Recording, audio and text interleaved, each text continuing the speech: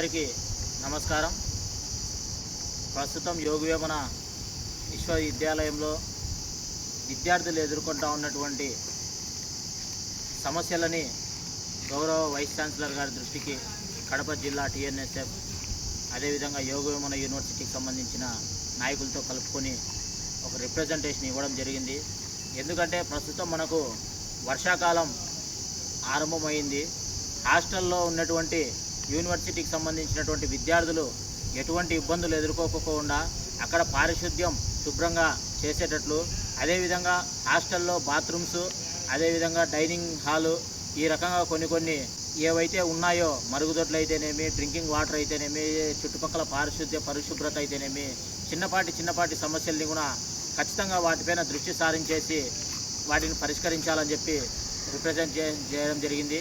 అదేవిధంగా hostel Yogi Vemana university ప్రాంతం మొత్తంలో ఉన్న వైఫై సౌకర్యం అనేది కొంచెం పునరుద్ధరించాలి, కొంచెం వైఫై అనేది కనెక్టివిటీ అనేది పెంచాలని చెప్పేసి కోరడం జరిగింది.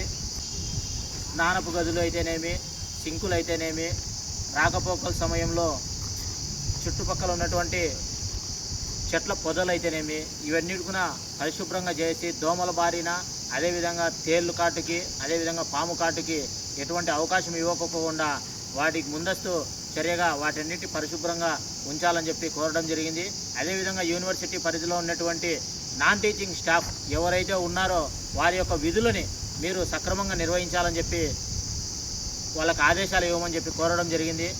ప్లంబింగ్ వర్క్స్ అయితేనేమి ఆగిపోయి ఉన్నాయి, పైపులన్నీ కూడా ఎక్కడ పడితే అక్కడ చీలికలు అయ్యేసి ఉన్నాయి. వాటన్నిటి సమస్యలు కూడా ఫోటోతో ఆధారాలతో సహా వైస్ ఛాన్సలర్ గారికి ఇవ్వడం జరిగింది.